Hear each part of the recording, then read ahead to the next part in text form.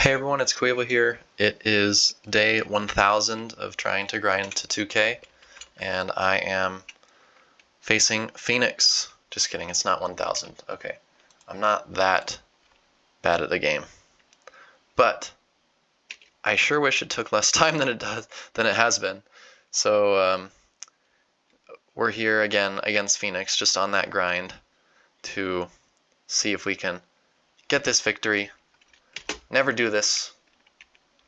I don't even care if your opponent already used Mech Arrow. You just never know. Like, maybe they're super fast and they can get to you. Of course he can't in this situation. But just, to get in the habit of not doing this, don't do it.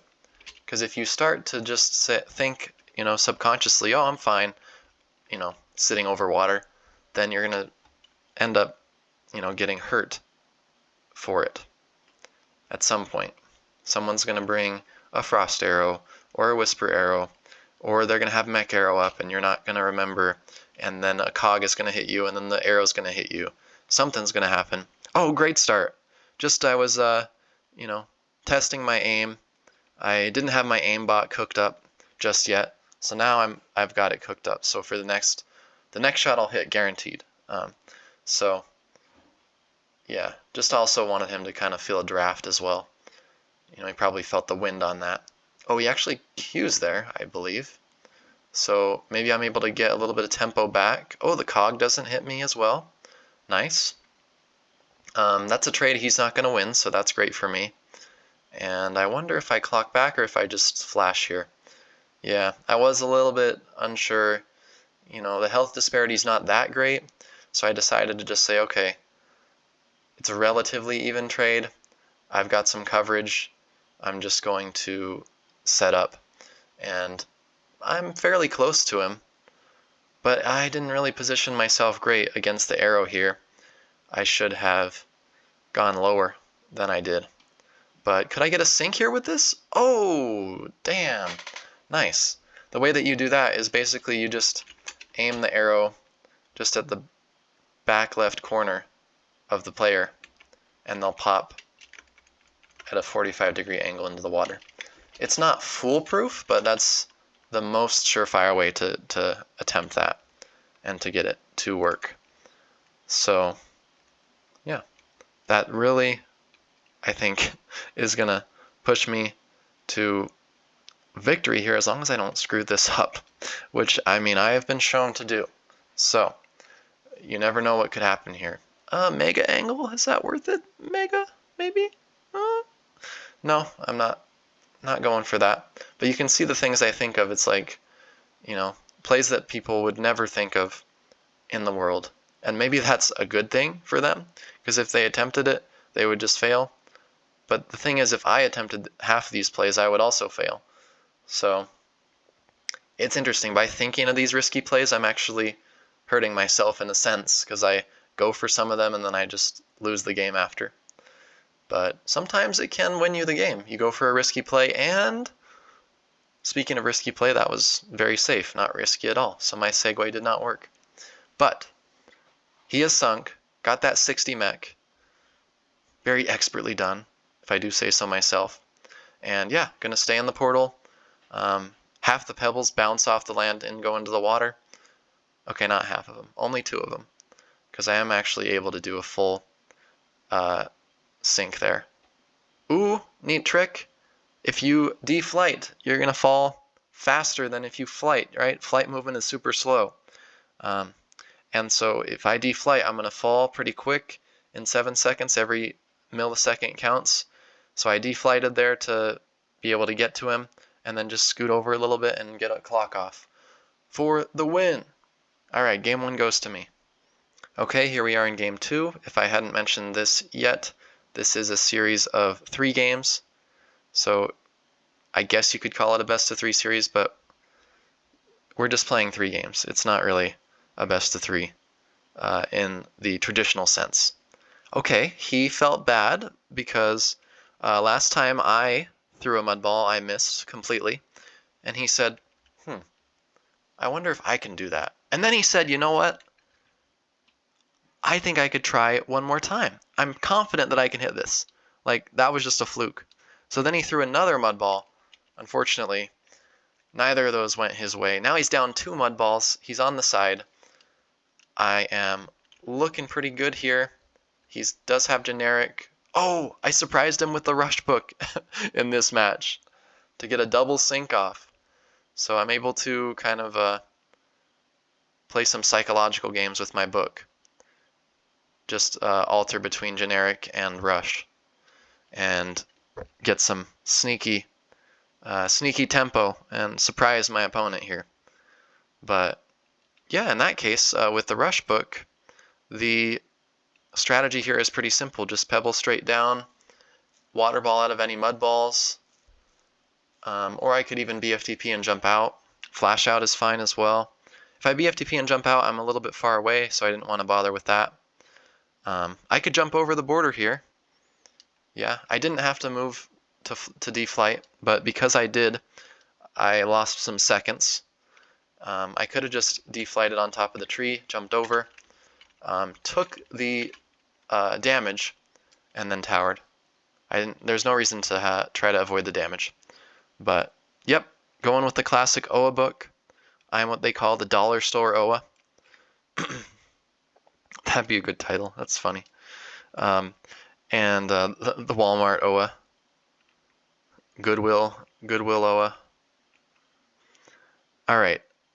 Pebble down. No? Okay. Maelstrom from that angle is kind of interesting, but Pebble is probably better. Here, I guess I've got flight back, yeah. So I can just start to make progress toward him. Pretty shitty deluge. Unfortunately, that's not good. You just want to basically aim that just directly on your opponent's head in the center. Or you could go for the center of their player. I typically aim it a little bit higher. I'm not sure if there's a difference between aiming a little bit higher versus lower as far as how much the opponent moves as a result of your aim. Obviously, or maybe not obviously, if you're going to aim it to the right, the opponent will be inclined to just be knocked to the left. If you aim it to the left, then the opponent's going to get knocked over to the right. So the idea is you don't want them to move for all 90 droplets. It is possible. It's a bit rare, but you can try to ensure that happens. Not necessarily a clean 90. It's not guaranteed. But if you just aim for the center, that'll be your best bet. So I'm going to stop rambling and let's see, commentary. That might be a good idea to... Oh, I just wanted to dip myself into the aura, just take a little bit of a bath there in some death. Ooh, nice BFDP shock bomb. Great push. And he somewhat threw there. He was like, okay, I don't really have many more tools. I tried to push through with a BFDP and get a win. I could have done a lob, but I don't really have a lobbable spell. I have a bomb, but he was on kind of an edge. That would have been like an impossible bomb, for me at least. But I decided to just go for the safer play. I do use a BFDP, but honestly, unless you use your 4 BFDPs in the first 4 turns, you don't really need to conserve them too hard. And honestly, if you do use them in the first 4 turns and you're up 100 health, then, well, I mean, you've done your job as the rusher. You want to get an advantage. And it just does become a problem later in the game if they're able to survive past turn 20, turn 30. You're pretty much lost. There's no way to come back. Unless, of course, there's always opportunities to throw. But just, speaking generally, giving some general advice. Here I'm going back to the left, and I think I'm going back to the left because I'm looking at that portal. And I'm thinking, okay, if I get down there pretty quick, then I'll be able to win the game with a Shock Bomb Sui or Mega Sui. Okay, he goes for the Flash Sync, but it doesn't quite get there. But he's setting up another Flash Sync. And I decide to allow it, which is not good. But oh, he messes it up. he gets too close, and I'm able to just mega stuff, and fall into the water. We both go for a swim, but his swim was fatal. He got bit by the shark, and I was spared. So able to get that victory 2-0 so far. Let's move into game 3. All right, here we are in game 3. It looks like we are both once again running a mixed book. And let's see here. What is my strategy? Okay, this is just a rush convention. I'm channeling my inner Oa. And ooh, nice mech there.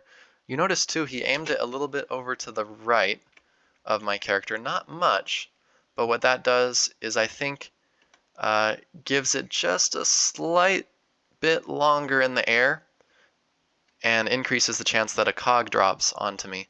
So that's kind of a neat trick too. If you aim it to the center, I believe the mech is just not in the air for just a few milliseconds as long as it would be if you aim to the right. At least in the way that we're positioned right now, based on that. Given this exact map gen, that would be the case. So here I Q, that's really tragic, and unfortunately for me, he can't really capitalize on it because it's early enough that he doesn't have a clock or a mega, so he just pebbles. So I mean, this is not the worst start in the world, but an early Q is just that, it's an early Q. It's never great. So he goes for a mega, and oh, thank goodness, that does not work. It bounces off the tower, that's very common. And I just go for damage. Shock bomb. Hopefully this flings him pretty far, so he's discouraged from doing any sort of lob. Okay, direct clock is fine. Can I get to him for a flash, maybe? Ooh, don't have time. I could barely get there. Barely have enough time to get there, and he teleports in on the left, and I'm just going to probably stay out in the open and just make as much horizontal progress as possible. If he wants to ray me, he'll get sunk. He has to do something about that. And, ooh, interesting. He's thinking, maybe I can get knocked into my portal from the Maelstrom. Does he, though? No, but somehow, what? What? I've never seen that. How does... The second turn, okay, it makes sense the first turn, you're maybe not going to get a sink, right? You know, there's terrain in the way, or, you know, there's some kind of weird physics with the droplets. They kind of fling, you know, characters far. The second turn of Maelstrom doesn't sink someone, launches him to this just like very tiniest speck of land here. That's crazy. I've never seen that. Comment on the video if you've seen that type of save resulting from Maelstrom. That's kind of wild there. But I guess it's not, you know, terrible for me. He does kind of teleport in pretty much my deluge range. And yeah, I think I'm actually able to... Oh god, that was a terrible deluge. I don't know where I'm aiming this, but I mean, I guess he wasn't in the best position to get deluged there. He was on kind of an edge. It is easy for him to just get knocked down. So he's at 3 health. Can he hit this 124 mega? He wasn't wanting to go for it, but I mean, you just got to go for that. I don't think he's used his megas in this situation. He just used the clock, right, to get me to 120. But I was able to get that victory despite the early Q.